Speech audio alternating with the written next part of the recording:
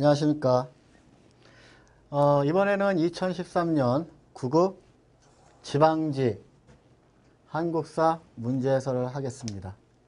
자, 일단 본격적인 문제 들어가기 앞서 출제 경향을 살펴본다면 국가직과 마찬가지로 문제는 평이한 편이었습니다. 그리고 그 출제 비중은 거의 이제 평균적인 스탠다드형이죠. 어떻게 보면 20문제 중에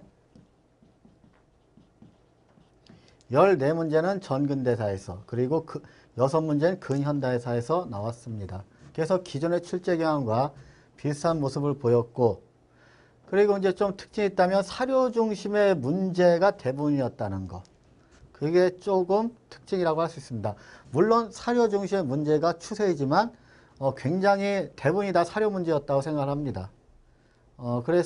그리고 또 익숙한 사료, 대부분이 다 익숙한 사료입니다. 그렇지만 생소한 사료가 한두 개 섞여 있었기 때문에 조금은 처음 접하시는 분은 당혹스럽지 않았나 하는 생각을 합니다. 자, 그렇지만 좀만 생각해보면 쉽게 알 수 있는 사료이기에 처음 나왔더라도 비교적 높은 점수가 나올 것이라 생각하며 일단 그 14번의 고려시대 박유의 사료 문제가 가장 어렵지 않았나 생각이 듭니다. 그래서 미리 문제를 풀어보신 분들도 아마 대부분이 박유 문제를 가장 어려워하셨을 겁니다. 자, 그러면 출제 경향 한번 살펴보았고 바로 문제로 들어가겠습니다. 자, 1번 문제 바로 이제 문화사 문제가 나오는데요. 밑줄 친 왕이 제외한 시기의 사실로 옳지 않은 것은, 자, 여기 왕이 밑줄 쳐져 있네요. 왕은 원나라의 수시력을 참고하여 역법을 만들게 하였다. 자, 여기서 이미 뭐를 얘기하는지 아시는 분은 조금 공부를 많이 하신 분입니다. 그렇지만 여기서 모르더라도 상관없습니다. 일단 원나라의 수시력을 참고하였다. 자, 그리고 쭉 읽다 보면 우리나라 역사상 최초로 한양을 기준으로 계산한 역법이다. 이 정도 힌트 나오면은 공부 어느 정도 하신 분들은 다 아셔야 됩니다.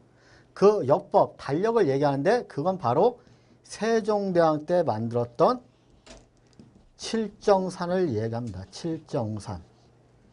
자, 이 칠정산이 만들어지기 위해선 어떠한 일이 있었냐? 자, 칠정산이 만들어지기 위해서는 고려시대 역법을 잠깐 한번 알아보겠습니다. 고려시대.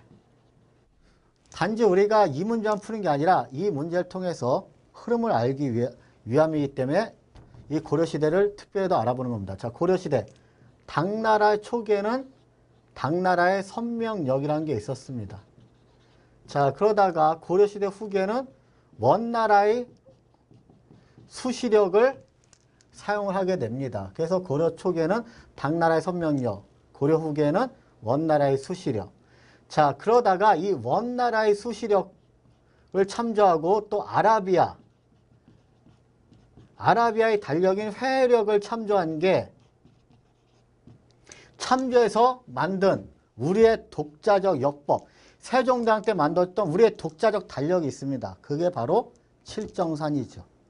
자, 그래서 이 지금 사료가 이 지문이 얘기한 건 칠정산을 얘기하는 것이고, 그럼 이 왕이 제외한 기간은 세종을 얘기합니다. 그래서 세종이 제외한 시기의 사실로 옳지 않은 걸 우리는 찾아보면 됩니다.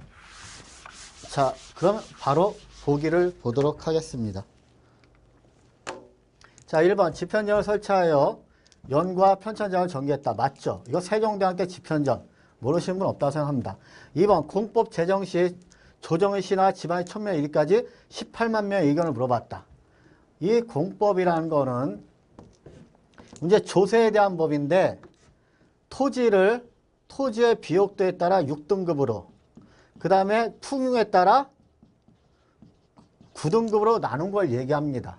자, 그리고 이거는 세종대왕 때 이 일을 하셨고, 이 세종대왕은 굉장히 여론, 의견을 중시하는 분이라 굉장히 신하와 조정의 신화가 아니라 신하들과 그 백성들에게 널리 의견을 물어봤던 겁니다. 어떻게 보면 굉장히 그러니까 강압적인 게 아니라 여론을 중시했던 왕이라는 걸 우리는 여기서 깨달을 수 있죠. 맞습니다. 세종대왕 때 얘기 맞고요. 불교의 종파를 선교, 양종으로 병합하고 서원이 가지고 있던 토지와 노비를 정비하였다. 어떻게 보면 여러분들이 조선시대에 대한 개념을 좀 아셔야 돼요. 고려시대까지는 불교가 강했지만 조선시대는 무슨 정책이 있냐? 숭유 억불 정책입니다. 조선시대 기본 정책이죠. 한마디로 유교를 숭상하고 불교를 억압한다. 자, 그리고 세종대왕 때도 세종 개인적으로는 불교를 믿으셨지만 그래도 정책상으로는 불교를 탄압하는 정책을 합니다. 그래서 선종과 교종, 양종에 각각 18개, 선종 18개, 교종 18개의 절, 사업만 인정하고 나머지는 다 불법화 돼버립니다. 그래서 불교 정파를 선교 양적으로 병합하고 사원이 가지고 있던 토지와 노비를 정비하였다. 그래서 선종 18개, 교종 18개, 총 36개의 절만 공식적으로 인정하고 불교를 탄압하는 정책을 펼칩니다. 이것도 맞죠. 그리고 4번, 육전 상정소를 조선 왕조의 체계적인 법전인 경국대전을 편찬하기 시작했다. 여러분들이 설마 2번, 3번을 모르시더라도 이 4번이 결정적인 거예요. 왜냐? 경국대전을 모르시면 안 되거든요. 기본적으로. 경국대전은 뭐냐? 조선시대 최고의 법전이고 세조 때 편찬하기 시작해서 성종 때 완성한 최고의 법전이다. 자, 그러면 편찬 시작했으니까 이건 세조 때를 얘기하는 거죠. 고로 이게 틀립니다. 그래서 답은 4번이 됩니다. 자, 그래서 1번은 여러분들이 두 가지를 아셔야 돼요. 일단 칠정산이라는 그 역법이 만들어진 게 세종 때다. 그리고 세종대왕 때 공법을 제정했으며 그 다음에 불교를 억압하는 정책을 펼쳤다. 이 정도만 아셔도 되고 설령 이걸 모르시더라도 경국대전에 대한 기본적인 지식만 있으면 그렇게 어렵지 않게 풀 수 있었던 문제였습니다. 자, 2번으로 넘어가겠습니다. 2번. 가 나시기에 있었던 사실로 옳은 것은 가 동성왕입니다. 동성왕. 신라의 사신을 보내 혼인을 청하였는데 신라의 왕 이벌찬 비제의 딸을 시집 보냈다. 자, 동성왕이란 건 백제의 동성왕과 그 다음에 신라의 소지왕, 백제가 동성왕이고 신라 소지왕 때 혼인동맹을 맺습니다. 이 혼인동맹은 어떠한 거냐? 5세기 때 백제가 비유왕일 때 신라의 눌지왕과 무슨 동맹을 하냐? 신라와 백제의 동맹, 나제 동맹을 합니다. 그리고 이거를 더욱 공고히 한 게 바로 동서왕과 소주왕 사이의 혼인동맹이죠. 그래서 5세기 상황입니다. 5세기 상황. 그리고 왜 이런 일이 벌어졌냐? 이 5세기 때 백제로서는 최악의 시기였거든요. 왜냐? 장수왕의 침공으로부터 고구려 장수왕의 침공으로부터 백제는 살아남아야 됐었습니다. 그래서 5세기 때 상황이고, 자, 나를 봤더니 왕은 신라 습격하여 친히 보병과 기병 50명을 거느리고 구천에 이르는데 신라의 복병에 나오다 싸우다가 살해되었다. 자, 이거는 백제로서는 굉장히 비극적인 일인데 이건 6세기 백제 성왕 때의 이야기입니다. 그리고 이때의 일을 잠깐 얘기하면 백제 성왕은 초기에 국호를 남부여로, 자, 그리고 수도를 사비로 천도하고 신라와 함께 고구려에 빼앗긴 원래의 수도, 한마디로 한강 유역을 차지하기 위해서 신라와 백제 연합군이 공격합니다. 그리고 이때 신라 왕이 누구냐? 바로 진흥왕이었죠. 그리고 드디어 꿈에 그리던 한강을 차지하게 될 뻔했는데 문제는 신라가 배신을 하게 됩니다. 신라의 배신으로 인해서 그래서 신라와 싸우다가 관산성 전투에서 성왕은 최후를 맞이합니다. 이게 바로 나 부분이죠. 자, 그리고 여기가 가 부분이고, 자, 그럼 가나 사이의 시기에 있었던 사실로 옳은 것은 지금 문제는 이 사이에 있었던 일로 옳은 것을 찾는 겁니다. 자, 그럼 하나하나 볼게요. 1번 도읍을 금강유역으로 웅진을 옮겼다. 자, 자, 웅진으로 수도를 옮긴 거는 5세기 때입니다. 5세기 어떠한 상황이냐? 장수왕이 낮의 동맹을 맺었에도 불구하고 쳐들어옵니다. 그래서 괴롭게 죽는 왕이 있어요. 계로왕. 계로왕이 전사하고 백제는 어디까지 도망가냐? 웅진까지 도망갑니다. 이때 웅진까지 도망가는 왕이 바로 누구냐? 문주왕입니다. 자, 그런데 이 1번은 요 사이에 없기 때문에 1번은 답이 될 수 없습니다. 그리고 2번 장수왕의 공격을 받아 한성이 함락되었다. 계로왕 때죠. 이게 2번. 이것도 답이 될 수 없고. 자, 국호를 남벽으로 고쳐 중을 꾀하였다. 자, 백제성왕. 이 백제성왕은 고구려한테 빼앗긴 한강역을 다시 회복하고 싶었고 이때 비로소 강해졌기 때문에 남도 강해졌다고 생각하고 신라와 함께 한강을 공격할 때 그 전에 어떠한 얘기를 하냐. 국호를 남벽으로 고치고 수도를 사비로 옮깁니다. 그리고 다시 한번 백제 영광을 되찾자. 그런 결심을 하게 되는 게 바로 이 시기입니다. 그리고 이 시기는 딱 이 사이에 들어가기 때문에 요게 3번이잖아요. 자, 3번이기 때문에 이게 바로 답이 됩니다. 그리고 4번 동진호부터 불교를 수용하여 공인하였다. 이거는 백제 4세기 때입니다. 4세기 침류왕 때이기 때문에 이건 4번이니까 전혀 문제하고는 이 사이 시기이라고는 상관이 없습니다. 그래서 답은 3번이 됩니다. 자, 3번이 답이 되겠습니다. 자, 그래서 여러분들 이런 문제들은 삼국시대의 순서 문제, 그 다음에 시기를 맞추는 문제, 이런 문제는 너무나도 꼭 한 문제씩 나오기 때문에 이 정도는 반드시 숙지하고 있어야 됩니다. 특히 이제 삼국시대를 어려워하시는 분들이 좀 있는데 그 이유는 뭐냐면 고구려면 고구려, 백제면 백제, 신라면 신라 그 상황만 아는 게 아니라 고구려, 백제, 신라의 모든 상황을 종합적으로 알아야 되기 때문에 좀 어려워합니다. 그렇지만은 몇 번 문제 풀다 보고 공부하다 보면 이 정도 문제 누구나 풀 수 있을 거라고 생각을 합니다. 자, 3번입니다. 3번. 가와 나의 나라에 대한 설명으로 옳은 것은.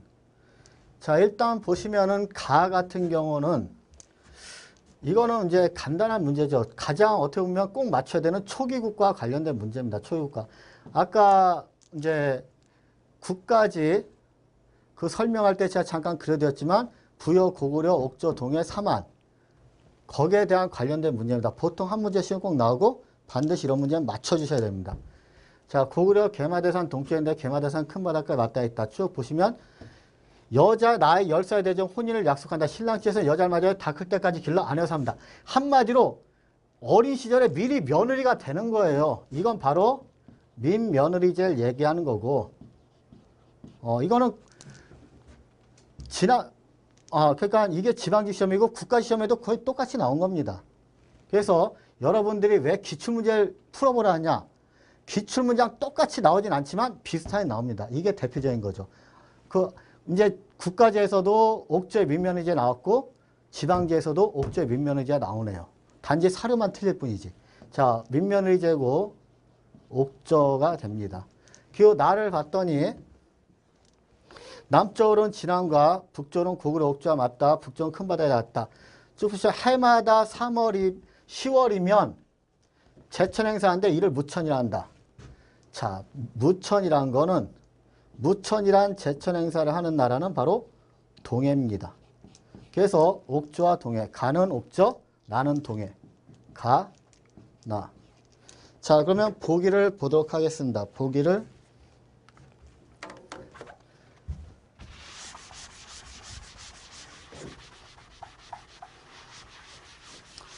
자, 가에는 서옥제라는 풍습이 있다. 서옥제라는 풍습이 있는 나라는 고구려입니다. 가는 옥조이기 때문에 상관이 없죠. 2번. 중대한 범죄가 있으면 재가위를 통하여 사형에 처하였다. 재가위를 통하여 사형에 처했다. 고구려입니다. 자, 근데 가가 옥조이기 때문에 이것도 당연히 틀리죠. 부여도 이렇게 했다는 거 우리는 추정을 하고 있습니다. 그래서 고구려 부여. 자, 그 다음에 나. 족장들은 저마다 따로 행정구역인 사출도를 다스렸다. 이거는 부여를 얘기합니다. 부여. 부여도 왕은 있었지만 각 거대 대군장들이 마가, 저가, 우가, 구가들이 다스리는 행정구역이 따로 있었습니다. 그래서 사출도를 다스렸다.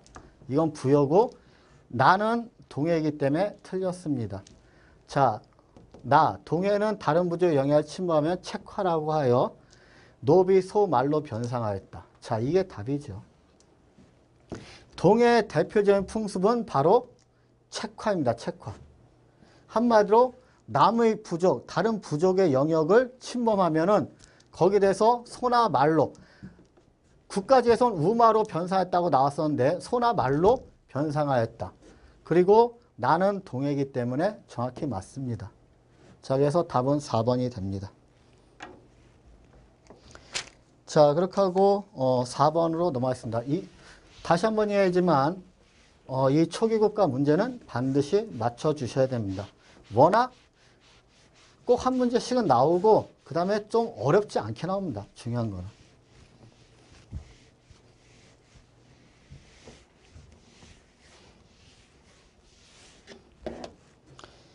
자, 그 다음에 4번을 보겠습니다. 4번. 다음 합의문에 대한 설명으로 옳은 것은?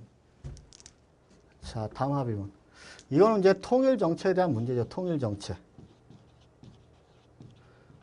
우리나라는 이제 통일과 관련된 여러 가지 합의문도 있고 여러 가지 이제 발표문도 있지만은 여러분들 이제 그래서 수십 가지가 있지만 가장 시험에 많이 나오는 것만 한 3개를 얘기 드릴게요.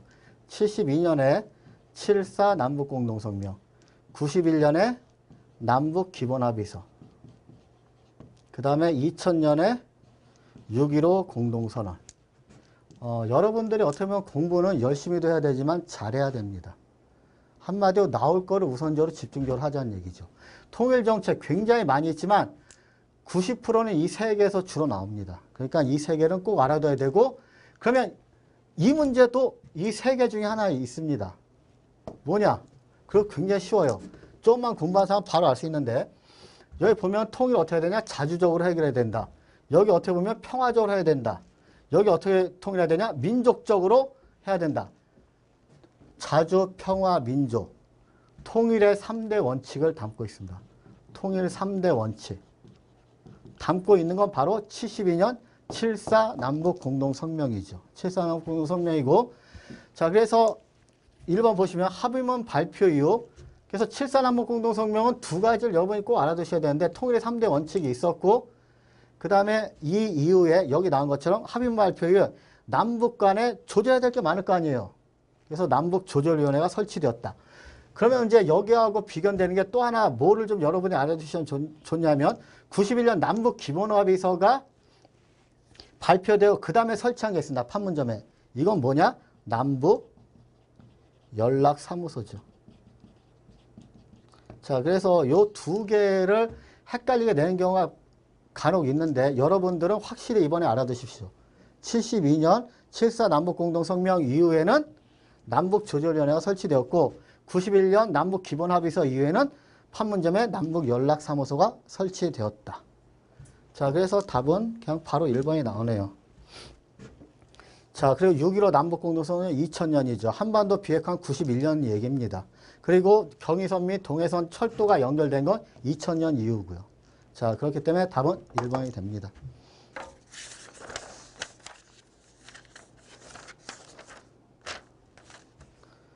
자, 그러면 여기 일단 4번까지 하겠습니다.